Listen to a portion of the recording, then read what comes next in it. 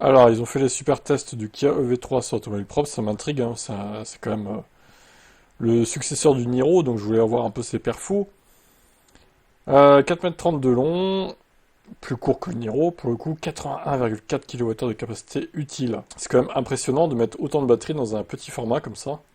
Un bref rappel des chiffres, parcours mixte 16,9, 482 km, 23,9 sur autoroute, consomme un peu quand même, 340 km, éco-conduite 660 km, 12,3 kWh au 100. La courbe de recharge à 10 à 80% en 32 minutes. Ce qui est bien mieux que le Niro, surtout que lui il a beaucoup plus de batterie. C'est plutôt une bonne vitesse je trouve. Il maintient le 126 kW jusqu'à 65%, ça baisse un petit peu à 70%. Et puis ouais ça se maintient bien, hein. Même à 80% c'est encore à 48. Bon après ça baisse fortement évidemment, mais la courbe est plutôt bonne je trouve. 110 kW de puissance moyenne, c'est très bien. Après une courte montée en puissance, la courbe est quasiment plate jusqu'à 72% de charge exactement. Avec le VinFast VF6, c'est l'une des meilleures courbes de recharge enregistrées par automobile propre. Il fait mieux que le Scénic, 101 kW en moyenne. La puissance de fin de charge est moins remarquable avec 48 kW à 80%, puis 30 kW et moins jusqu'à 5%. Ouais, bon, c'est là que le bas blesse, mais bon. Après, normalement, sur autoroute, t'es censé arrêter à 80%. Il est équipé d'office d'un système de préconditionnement couplé à la navigation ou à activer manuellement. Pour mieux aider le conducteur à faire un choix dans ce dernier cas, le système indique la condition thermique de la batterie selon trois niveaux faibles, adaptés ou élevés. D'après nos mesures, la batterie ne serait plus considérée comme froide avec une température supérieure à 25 degrés. Ok, ça c'est pas idiot. Bon, en fait, l'idéal, ce serait d'avoir la température, en fait, de jouer la transparence. C'est dommage qu'on l'ait pas, mais d'autres le font. Pourquoi ils ne le font pas eux, je sais pas. C'est pas dur d'afficher les degrés de la batterie, quoi. L'Alpine le fait à 290. Le système de préconditionnement a besoin de 30 minutes pour porter la batterie de 10 à 25 degrés, une puissance moyenne de 4,6 kW. Ça fait 2,3 kWh consommés sur un cycle. Ouais, c'est pas terrible ça par contre. Le temps de charge est parfaitement identique, et ce malgré des courbes de température radicalement différentes selon que la batterie soit froide ou chaude au départ de 10 à 10% de charge. Ah ouais. On regarde la gestion du BMS et du plateau formé par la courbe, il ne fait aucun doute que la batterie est capable d'encaisser plus. Elle semble avoir été bridée. Contrainte technique ou respect de la hiérarchie dans la gamme? Ouais, moi je pense que c'est la deuxième solution. Il faudrait pas marcher sur les plates-bandes des voitures 800 volts, évidemment. 230 km autoroute. Des kilomètres autoroutiers, on va dire, récupérés en 30 minutes. Ok. Après, ils ont fait le coup des recharges. Ça dépend tellement des tarifs. Temps de voyage pour 500 km, 456. Alors, 500 km, normalement, tu peux les faire d'une traite si tu passes pas par l'autoroute pour le coup. Malgré son gabarit ramassé, le SUV embarque une gigantesque batterie pour son segment, où les concurrents proposent difficilement plus de 65 kWh. Certes, une telle réserve d'énergie questionne sur un usage quotidien, où les besoins d'autonomie sont limités. En revanche, elle assure le meilleur niveau de polyvalence possible pour les familles qui prennent régulièrement la route. Plus facile à vivre au quotidien grâce à sa taille, le V3 fait presque aussi bien que d'autres SUV, une tête de plus. Donc la version longue range est affichée à partir de 41 000 euros. En version GT Line DC, le prix grimpe à 46 000 euros. Et c'est le problème des Kia, elles sont chères aussi, mine de rien. C'est des bonnes voitures électriques, mais globalement le prix, il est assez salé quand même, hein.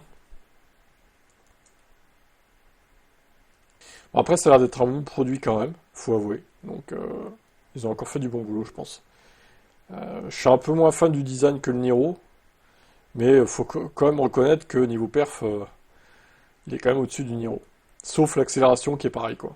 Perf de recharge et autonomie, c'est au-dessus, hein. Voilà pour ça. Est-ce qu'il vous plaît ce véhicule?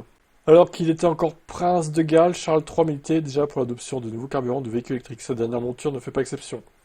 C'est une Lotus, mais on sait que Lotus maintenant ça n'a plus rien d'anglais en fait. Terrible. Charles III vient donc de s'offrir une nouvelle monture. Il a opté pour le Lotus Eletre R. L'annonce arrive quelques jours après la réunification des activités des voitures de sport Lotus Cars et des voitures électriques Lotus Technologies en une seule entité juridique. Mais toujours détenue par Geely. Eh oui. Une marque britannique pour le roi d'Angleterre, qui est pour une voiture produite en Chine. Cette auto fera partie de la flotte privée du roi, sera donc immatriculée au contraire des limousines Bentley officielles. Néanmoins, la Lotus Elite Royal arborera une teinte bien particulière, le rouge Royal Claret, réservé aux véhicules royaux. Ok, bah, voilà, une couleur spéciale, hein, logique, qu'on n'a pas à l'image du coup, mais bon. En même temps, qu'est-ce qu'ils pouvaient prendre d'autre? Quand tu regardes les constructeurs anglais, ils sont plus anglais en fait. MG c'est plus anglais, c'est Geely aussi. Non, c'est SAIC, pardon, c'est SAIC. Donc Lotus, c'est Geely. Bon, il reste Aston Martin, mais ils ont pas de VE. Donc McLaren non plus n'a pas de VE. Qu'est-ce qu'ils pouvaient prendre d'autre au final? Aïe aïe aïe, compliqué hein. Et Stellantis repousse son passage au tout électrique qui était prévu en 2030. Depuis plusieurs mois, l'entreprise attend son nouveau directeur général. Après le départ accéléré de Carlos Tavares fin 2024, son successeur devrait être nommé d'ici l'été. Il faudra alors quelques semaines, voire plusieurs mois pour concevoir un nouveau plan de bataille pour l'immense groupe. Mais un élément marquant prend déjà forme. Le bascule vers le tout électrique en Europe devrait être retardé.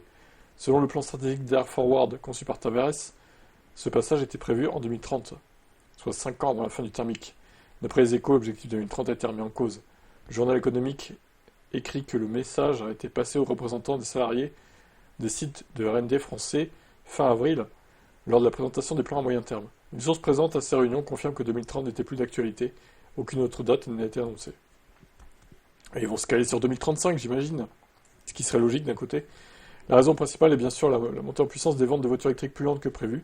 Basculer vers le tout électrique trop rapidement est un risque encore plus grand quand les concurrents ont aussi remis en cause cet objectif et continueront à proposer du thermique et de l'hybride après 2030. Ils s'alignent tous les uns sur les autres en fait. Stellantis s'était toutefois déjà laissé une porte de sortie car ces nouvelles plateformes adaptées à l'électrique sont aussi pensées pour le thermique.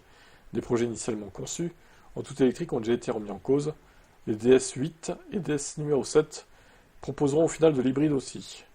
Après le départ de Carlos Tavares, Stellantis a changé ses plans pour la nouvelle plateforme des modèles urbains et certains véhicules compacts. Si celle-ci devrait être 100% électrique dans la mesure où elle devait être lancée peu de temps en 2030, elle a été revue pour concevoir des hybrides. Selon les Échos, l'hybridation a été ajoutée pour les modèles compacts, notamment la prochaine Peugeot 308. Ceux-ci seront donc vendus avec de l'hybride après 2030. En revanche, les citadines pourraient se contenter d'électrique. Ok, bon bah, c'est leur décision, ma foi. C'est pas ça qui me fera repasser au thermique, très clairement. C'est juste qu'ils ont peur que les ventes suivent pas et qu'ils ont peur de s'effondrer, c'est tout. On verra ce que ça donne.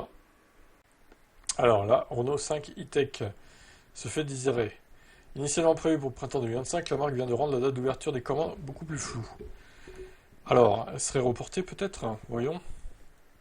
Renault a subtilement modifié sa communication autour de la R5 à 25 000 euros et ne s'avance plus sur une période déterminée. Il y a encore quelques jours, l'ouverture des commandes de la R5 5 était annoncée au printemps 2025, comme en témoignent les captures d'écran. Ça, on l'avait vu, oui. Lorsque l'on visite le configurateur Renault, la mention est remplacée par commande ouverte ultérieurement en 2025.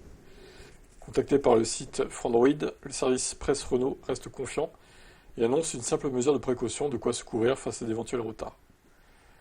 Reste que cette R5 Five ne devrait pas représenter une grande majorité des ventes. La raison est simple, pour limiter le prix à 25 000 euros, Renault a dû dépouiller à l'extrême la R5, qui devra se passer de charge rapide. Aïe. Elle n'a même pas de chargeur 22 kW. Il faudra se contenter de 11 kW. Donc 2h30, le 15 à 80%. De même, il faudra sûrement faire une croix sur la grande majorité des équipements de confort ou des aides à la conduite. Ouais, bon. Les gens rouleront en R5, mais avec une R5 bas de gamme, quoi. Très clairement. Après, si c'est une deuxième voiture, ça peut suffire, évidemment, mais... À voir donc s'il y aura du retard.